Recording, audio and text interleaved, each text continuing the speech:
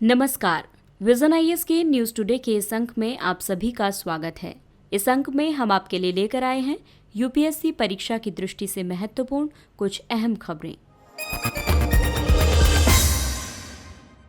आइए सबसे पहले बात करते हैं सौर ऊर्जा क्षेत्र की। सरकार के प्रयासों के बाद सौर उपकरणों के विनिर्माण हेतु प्रतिभागियों की संख्या में उछाल देखा गया है। 10 गीगावाट से अधिक क्षमता के नवीन सौर उपकरणों के विनिर्माण के लिए विभिन्न घरेलू और अंतर्राष्ट्रीय प्रतिभागियों से प्राप्त होने वाले प्रस्ताव सौर क्षेत्र में आत्मनिर्भर भारत अभियान के आरंभिक परिणामों को दर्शाते हैं। भारत का लक्ष्य 2022 तक 100 गीगावाट सौर क्षमता स्थापित करना है। आपको बता दें कि अक्टूबर 2019 तक 31 गीगावाट क्षमता को प्राप्त कर लिया गया है। घरेलू विनिर्माण को प्रोत्साहन से लागत प्रतिस्पर्धा में सुधार हो सकता है और आयात पर निर्भरता कम हो सकती है। आइए अब सौर उपकरणों के आयात को कम करने के लिए हाल ही में उठाए गए कदमों के बारे में जानते हैं।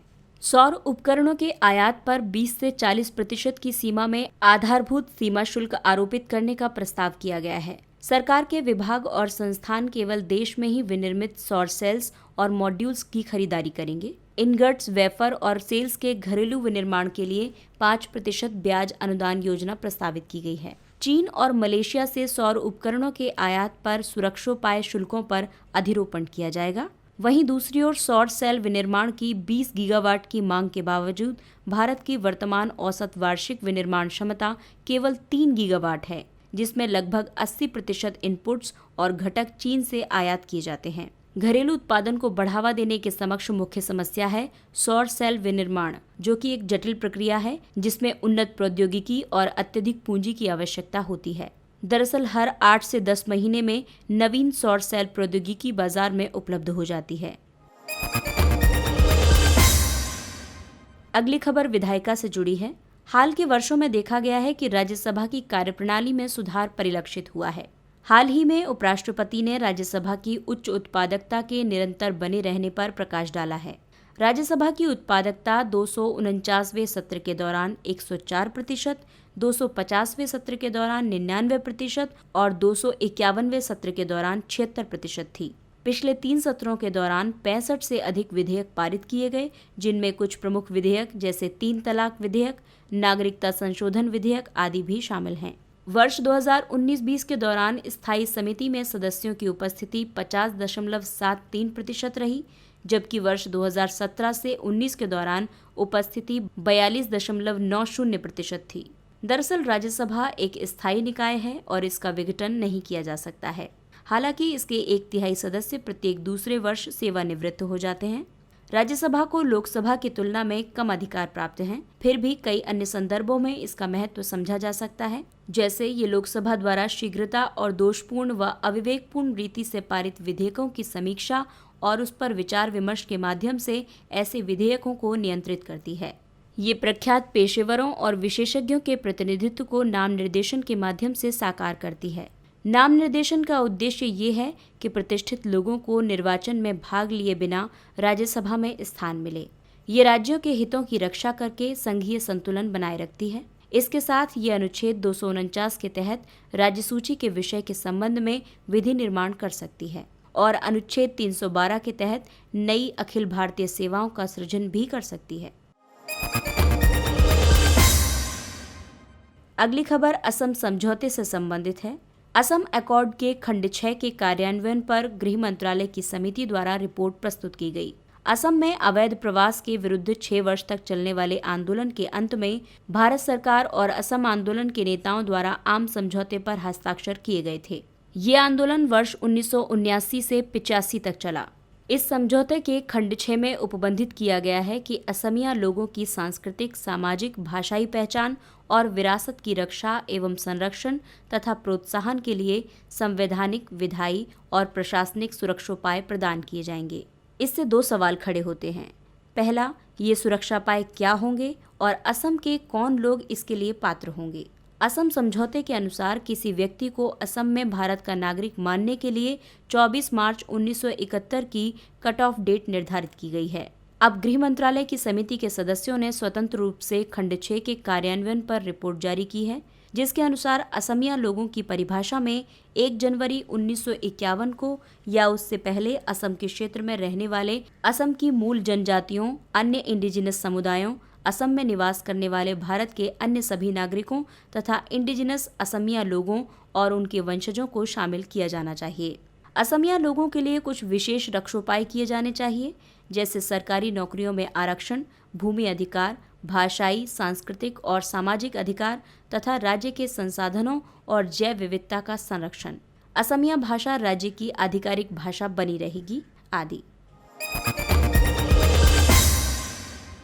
मॉरिशस क्षतिग्रस्त जहाज से हो रहे अत्यधिक तेल रिसाव को नियंत्रित करने के लिए संघर्षरत है।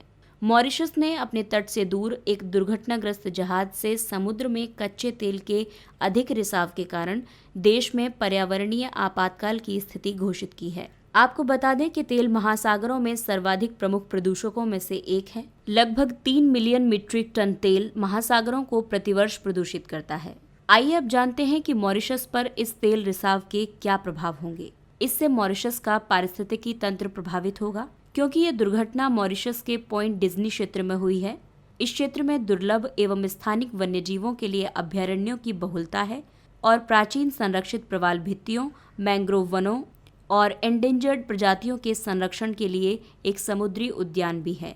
इसके अलावा आर्थिक दृष्टि से देखें तो मॉरिशस खाद्य और पर्यटन के लिए मुख्य रूप से अपने समुद्र पर निर्भर है। तेल रिसाव से पर्यावरणीय पर्यटन यानी इको टूरिज्म के स्थायी रूप से नष्ट होने की संभावना उत्पन्न हुई है। आइए जानते हैं कि इस दुर्घटना के बाद अब क्या क्या उपाय किए जा सकते हैं। जैसे तेल रिसाव को रोकने या कम करने के लिए तेल रिसाव क्षेत्र के स्रोत बिंदु के चारों ओर फ्लोटिंग बूम्स यानी तैरते अवरोधक को स्थापित किया जा सकता है। विभिन्न अवशोषकों जैसे पुआल, ज्वालामुखीय राख और पॉलिएस्टर से निर्मित प्लास्टिक के महीन कण का उपयोग किया जा सकता है, जो जल से तेल को अवशोषित करते हैं।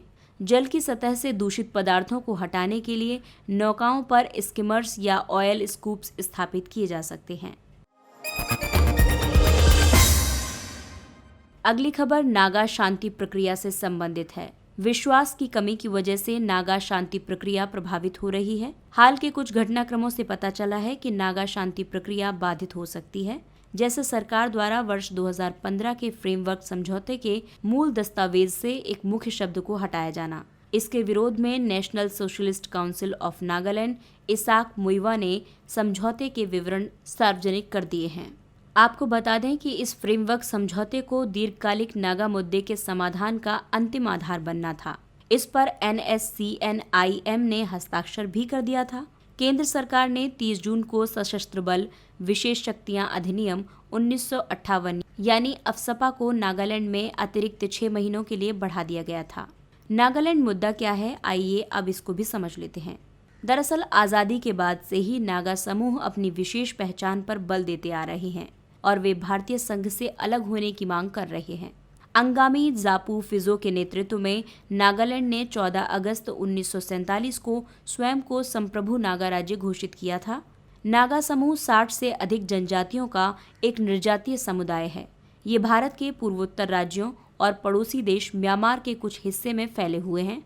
National Socialist Council of Nagaland Isak Muivah द्वारा एक अलग ग्रेटर नागालैंड की मांग की जा रही है, जिसमें नागालैंड के साथ साथ सभी समीपवर्ती नागा अधिवासित क्षेत्र भी शामिल हैं। इसमें असम, अरुणाचल प्रदेश और मणिपुर के कई जिले और म्यांमार का एक बड़ा भाग भी शामिल है। वे अपना अलग झंडा और अलग संविधान भी चाहते हैं। आइए अब नजर डालते हैं कुछ अन्य महत्वपूर्ण सुर्खियों पर। RBI ने शहरी सहकारी बैंकों से प्रणाली आधारित परिसंपत्ति वर्गीकरण को लागू करने का निर्देश दिया है।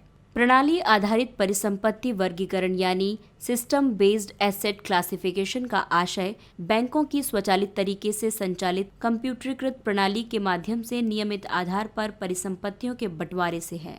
इसका उद्देश्य परिसंपत्ति वर्गीकरण की प्रक्रिया में दक्षता और पारदर्शिता सुनिश्चित करना और साथ ही अखंडता में सुधार करना है।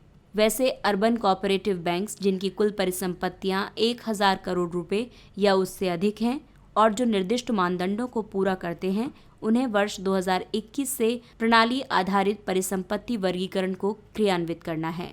हालिया बैंकिंग विनियमन संशोधन अध्यादेश 2020 ने RBI को अर्बन कोऑपरेटिव बैंक्स पर अधिक नियामक शक्तियां प्रदान की हैं। कोविड-19 वैक्सीन प्रोटोकॉल पर गठित सरकारी पैनल द्वारा इसके वितरण तंत्र पर विचार विमर्श किया गया। हाल ही में कोविड-19 के लिए वैक्सीन प्रबंधन पर राष्ट्रीय विशेषज्ञ समूह की पहली बैठक पूरी हुई। इस बैठक में कुछ महत्वपूर्ण विषयों पर चर्चा की गई। इन्वेंट्री यानी माल सूची प्रबंधन और वैक्सीन की वितरण व्यवस्था के लिए एक डिजिटल अवसंरचना के निर्माण के लिए सिस्टम बनाने पर विचार विमर्श किया गया। विशेषज्ञ समूह ने सभी राज्यों को ये सुझाव दिया कि वे खरीद के लिए अलग अलग विकल्प न अपनाएं। इस बैठक में टीकाकरण के लिए जनसंख्या के विभिन्न समूहों की प्राथमिकता तय करने के लिए मार्गदर्शक सिद्धांतों पर चर्चा की गई। कोविड-19 वैक्सीन की खरीदारी के लिए अपेक्षित वित्तीय संसाधनों और इसके वित्त पोषण के लिए विभिन्न विकल्पों के बारे में चर्चा की गई। कोविड-19 वैक्सीन के लिए खरीद तंत्र आदि पर भी चर्चा की गई। अगली पीढ़ी की अनुक्रमण मशीनें, नेक्स्ट जनरेशन सीक्वेंसिंग मशीन्स, वैज्ञानिक और औद्योगिक अनुसंधान परिषद यानी CSIR मेगा लैब्स को विकसित कर रहा है। इन लैब्स में SARS-CoV-2 नोवल कोरोना वायरस का पता लगाने के लिए नेक्स्ट जनरेशन सीक्वेंसिंग मशीनों का उपयोग किया जाएगा। Next generation sequencing machines DNA अनुक्रमण की एक तकनीक है। इस तकनीक के माध्यम से संपूर्ण मानव जीनोम को एक ही दिन में अनुक्रमित किया जा सकता है। नेक्स्ट जनरेशन सीक्वेंसिंग मशीन के कार्य, इसके द्वारा वायरस की संभावित उपस्थिति का भी पता लगाया जाता है, जिसमें पारंपरिक RT-PCR प्रणाली विफल हो जाती है। ये वायरस के विकास क्रम को ट्रेस करने के साथ साथ उसके उत्परिवर्तन यानी म्यूटेशन की अधिक सुव्यवस्थित रीति से निगरानी करती है। वनों के ह्रास से हॉर्नबिल के समक्ष खतरा उत्पन्न हुआ। उपग्रह द्वारा भेजे गए आंकड़ों ने पापुम रिजर्व फॉरेस्ट में वनों के कटाव की खतरनाक दर को दर्शाया है। पापुम रिजर्व फॉरेस्ट हॉर्नबिल की 3 प्रजातियों का एक नेस्टिंग हैबिटेट है। ये हैं ग्रेट हॉर्नबिल, रिथर्ड हॉर्नबिल और oriental pied hornbill. Papum reserve forest Arunachal Pradesh में ईटानगर वन्यजीव अभयारण्य और पक्के वन्यजीव अभयारण्य के बीच स्थित है।